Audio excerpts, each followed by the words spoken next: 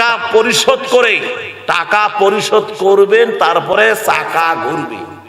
এভাবে বলে যে ভাই হুজুর আপনি কোথায়, আজকে আমরা প্রোগ্রাম, হ্যাঁ বাকি টাকাটা দেন, 70 ঠিক হয়েছে, বাকি 20,000 বা 50,000 পাঠিয়ে দেন। আসেন, না চাকা ঘুরবে না। আমি আজকে আপনাদের তো সওয়াবের দরকার নাকি? আপনাদের সওয়াবের দরকার না? এই সমস্ত বক্তাদের যখন আসবে মাহফিলে, প্রথমে গাড়িটা ভাঙবেন, গাড়ি একে সাধু করবেন, তারপরে বক্তা স্টেজ থেকে ওয়াজ শেষ হবে, একে ঘরত নিয়ে যা সেই রব পিটাবেন, কবুল উমরা হজের সওয়াব পাবেন। কথা কয় না? উমরা হজের সওয়াব, আপনার তো সওয়াবের দরকার না?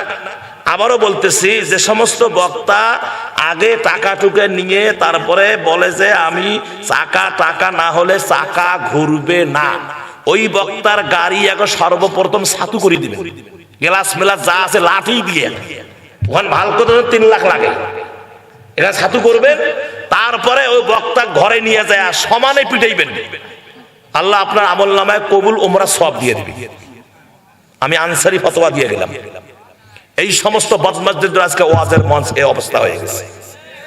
এই সমস্ত কন্টাক্ট করা বক্তাদের জন্য আজকে আমার ভাইয়েরা ভালো ভালো আলেমদের দুর্নাম হচ্ছে, বদনাম হচ্ছে, ওয়াজ থেকে মানুষের মন উঠে যাচ্ছে, মাহফিল থেকে মানুষের মন উঠে যাচ্ছে। কথা বলে ঠিক কিনা?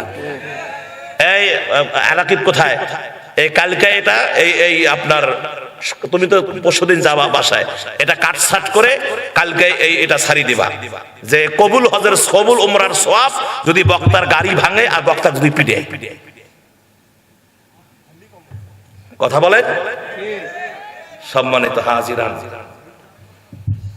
বক্তব্যের এই মানে মঞ্চটা, বক্তব্যের এই যে তরিকাটা, এটা নষ্ট হয়ে গেছে, মারামারি কাটাকাটি স্টেজের মধ্যে। কথা কোন? আপনি কোরআন এবং হাদিস নিয়ে ওয়াজ করবেন, আপনি কিসের স্টেজের মধ্যে মারামারি, কিসের ফাটাফাটি স্টেজের মধ্যে?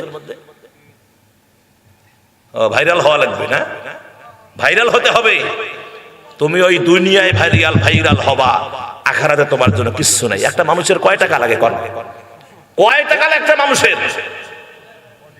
ওরা কোটি কোটি টাকা চুরি করছে, ডাকাতি করছে, এখন বাড়িতে থাকতে পারে না, বাড়ি ছাতু। কথা বলেন?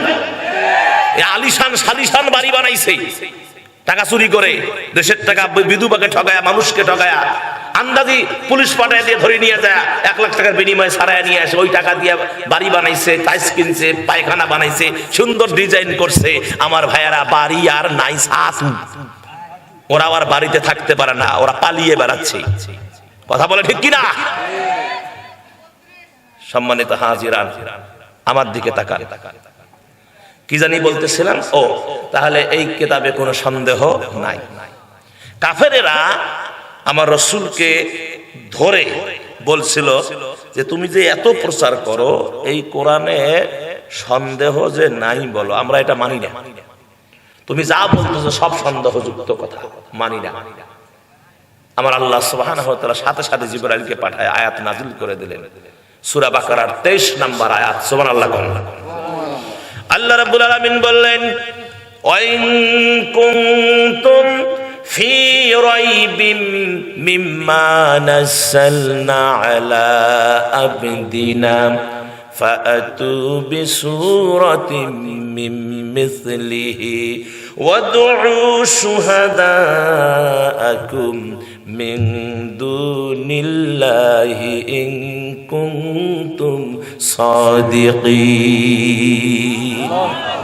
আমার আল্লাহ পাক বলেন, ও নবী আপনি জানায়া দেন, ইহা সম্পর্কে যদি তোমাদের কোনো সন্দেহ থাকে। কি সম্পর্কে? এই কোরআন সম্পর্কে আমি যা নাজিল করেছি বান্দার জন্য, যদি তোমাদের কোনো সন্দেহ থাকে, তাহলে তোমরা তোমাদের যত গোষ্ঠী আছে রে, যত তোমাদের সাহায্যকারী আছে, তাদেরকে নিয়ে একটা আয়াত, একটা সূরা রচনা করে নিয়ে আসো তো দেখি, ইন কুনতুম সাদিকিন, যদি তোমরা সত্যবাদী হয়ে থাকো। আজ থেকে ১৫০০ বছর পার হয়ে গেছে, আল্লাহ আমার চ্যালেঞ্জ ছুড়ে দিয়েছেন। ওই চ্যালেঞ্জের মোকাবিলা পৃথিবীর কোন মানুষ আজ পর্যন্ত করতে পারে নাই। কি পেরেছে? কোরআনকে নিয়ে যারাই গবেষণা করেছে, ওদের ব্রেন ক্লিয়ার হয়ে গেছে। কত ইহুদি নাসারা খ্রিস্টানেরা কোরআনকে তালাশ করতে গিয়ে, গবেষণা করতে গিয়ে তারা মুসলমান হয়ে ঈমান এনে জান্নাতি মেহমান হয়ে গেছে। জোরে বলেন না সুবহানাল্লাহ, আরো জোরে বলেন সুবহানাল্লাহ। কি কোরআনকে যদি প্রশ্ন করা হয়, কোরআন বলো, ও কোরআন বলো তুমি কোন মাসে আসছো, রাতে না দিনে আসছো, জবাব নাই। এই জবাবগুলো আপনারা জানেন, আমি ওদিকে যাব না। আমি একটা ইম্পর্টেন্ট একটা বিষয়ের দিকে নিয়ে যাচ্ছি, সেটি হলো যে কোরআনকে যদি বলা হয়, কোরআন তোমার মাঝে কি বিচার ব্যবস্থা আছে? হ্যাঁ, কি ব্যবস্থা ধরে কোন বিচার ব্যবস্থা তোমাদের মাঝে আছে? কি কোরআন জবাব দিতে পারবে না? আয়াত নাম্বারটা বলে রাখি। আল্লাহ রাব্বুল আলামিন বলেন সূরা আনআমের ৭৫ নম্বর আয়াত। এখানে হাফেজ সাহেব আছে না?